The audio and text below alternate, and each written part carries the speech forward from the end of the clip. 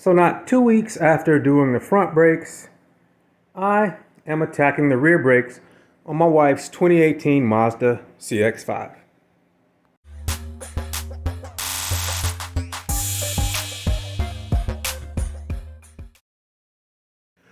So I'm underneath the rear of the car now, and she does have the all-wheel drive version, and I use the rear differential to jack it up so that I could place both of the jack stands at once.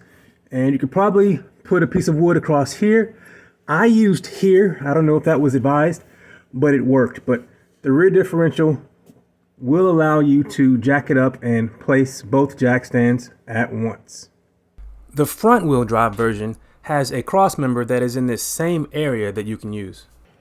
And on both sides of the car, there are these spots for you to place the jack stands, and that's what I use for both sides.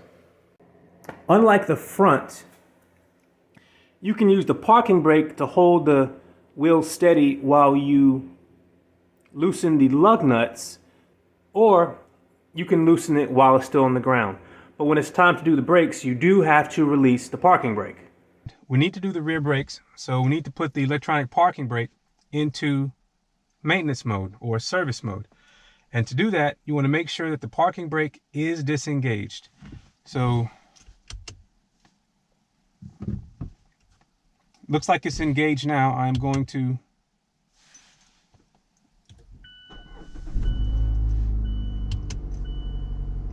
just make sure that it's off. So now I'm going to turn the car off. And now I'm going to turn the car on without starting the engine. To do that, I'm going to leave my foot off the brake pedal and press the start button twice.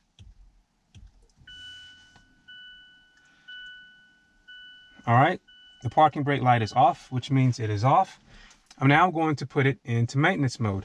To do that, I'm going to hold down the accelerator all the way, press down on the parking brake button, and then press the start button 3 times.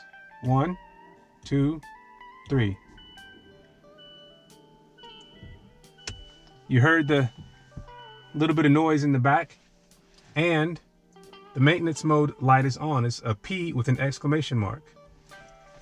So then, turn the car off, do what we need to do with the brakes. So to remove the caliper, I will use a 14mm socket to remove this bolt and that one.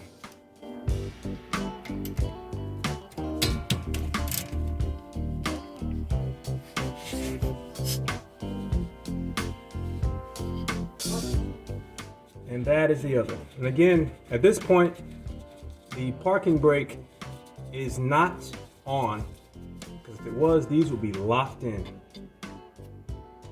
And I should be able to slide this right out. And I am going to use a zip tie, only because I have a ton of them, to tie this up and out of the way. So I will tie this.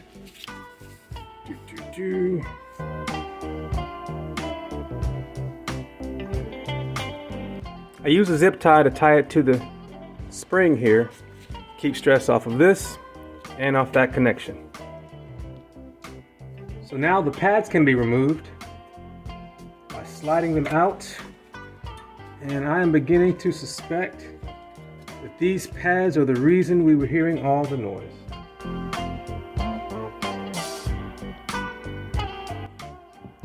Yes, these pads are almost toast. And the wear indicator might have actually been scraping.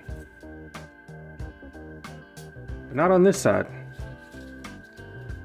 I'm always curious as to why one pad wears all the way down and the other doesn't. Oh well. And to remove the caliper bracket, there are 2 more bolts that can be removed with a 14mm socket. And I probably got to get my long one for that guy.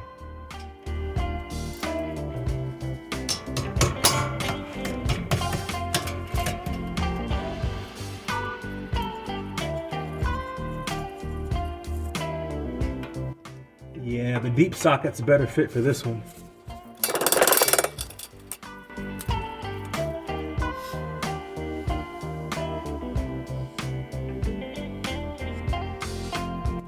All right, the old rotor should, it should come off. There we go. All right, off to the bench. I always like to compare the old ones to the new ones to make sure I got the right parts. Well, those look right.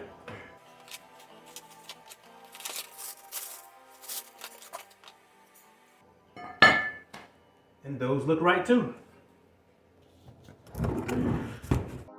So here's the bracket, and I'm going to take off the old hardware. The new kit came with new hardware, and as far as I can tell, all the hardware is the same. Yeah, I don't see any differences. So all four, I may be proven wrong later, but all four seem to be the same. So I'm not going to go crazy cleaning the bracket, but I am going to give it a once over.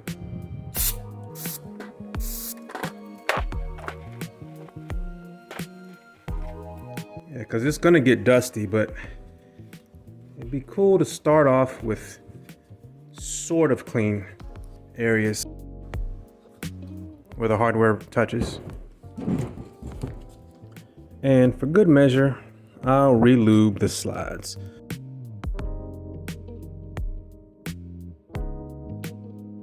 Brake parts lubricant. Doesn't take much, just a thin coat.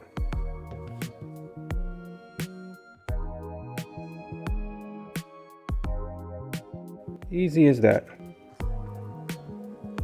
A lot of times you can get by without doing this, but it may be another 5 years before we do it again. So this will give you peace of mind knowing that you had some fresh lube in there. And the boots seem to be in good condition, so this is just for a bit of peace of mind.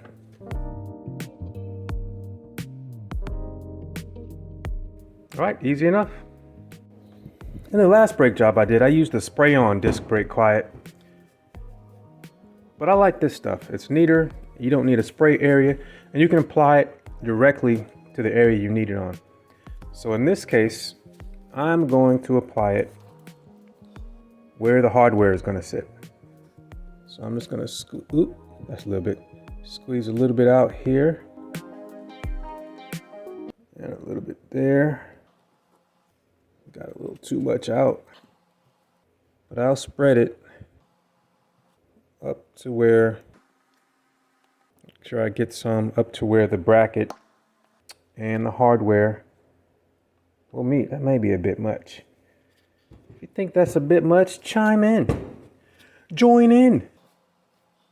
And hit this side up a little bit too. Then I'm gonna let it sit for 10 minutes. All right, so I'm gonna set that aside and wipe up this little mess. Now, I'm gonna do the same thing to the back of the new pads.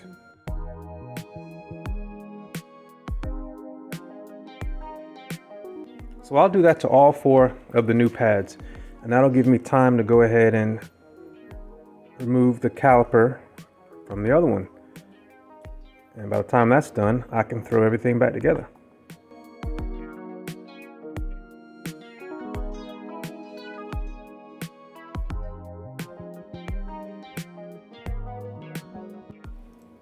Now I'm going to go compress the caliper.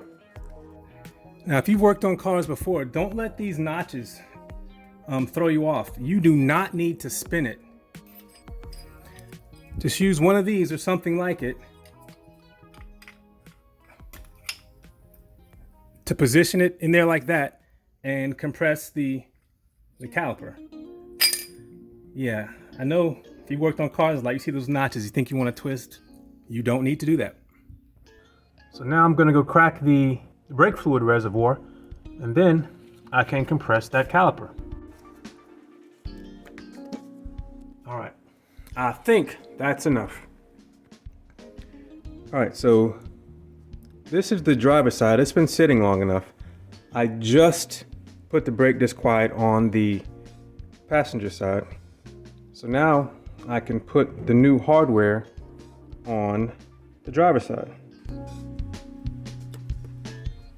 And it pushes right in. And unlike the front, there's no slop in this. It's not allowed to move left and right. That is good. This little center tab is what keeps that from happening.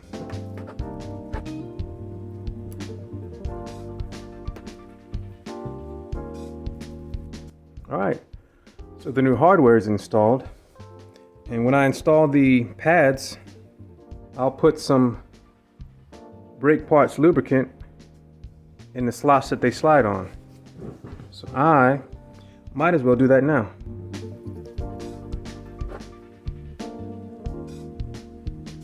Put some there, so when the pad slides in, it'll grab some of that lubricant and pull it in with it. And put some there. And the same over here. Make sure I get some on there as well. All right, now it's time to go put everything back together. All right, so I'm gonna put the new rotor on and hold it in place with a lug nut. Now, if you don't have open-end lug nuts, I don't know if you can wind it all the way down like that, but it is useful. And other than incidental contact, that should be the last time I have to touch the rotor. So I'm going to take this chance to go ahead and clean it.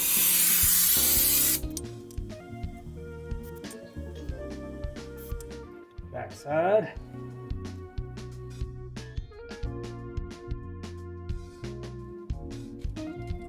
Now to reinstall the bracket.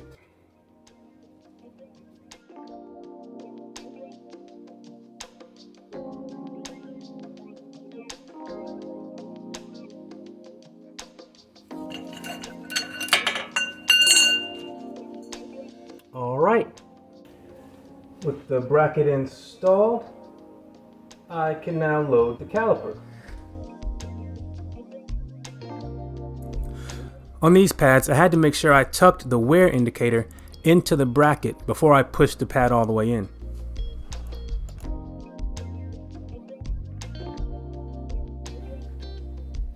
All right, time to cut the zip tie and put the caliper back on. And if I was a good boy this year, I left enough space for the new pads. There is not nearly enough space. I am going to have to compress it some more. So I gotta come in at an angle. I gotta come in at an angle to clear the electronic parking brake. So there we go. As long as these guys go home okay, tighten it down and move on to the other side.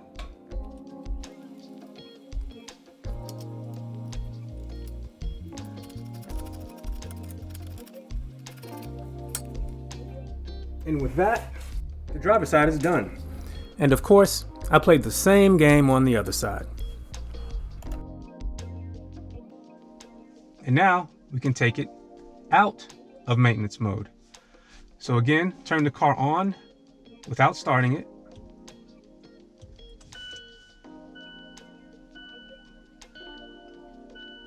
Service mode indicator is still on. Hold down on the accelerator, pull up and hold on the parking brake button, and then press the start button 3 times. 1, 2, 3. You hear it do its thing again. Service mode indicator is off. So now we're out of service mode. So that's how you put it in and out of service mode. And then you can reapply the parking brake. And that's it. As our CX-5 continues to rack up the miles and age, I will probably be doing most of the maintenance myself. If you'd like to follow along, hit subscribe. And also, check out the playlist for my Civic, my Golf, and my K1500. Thanks for watching. Take care.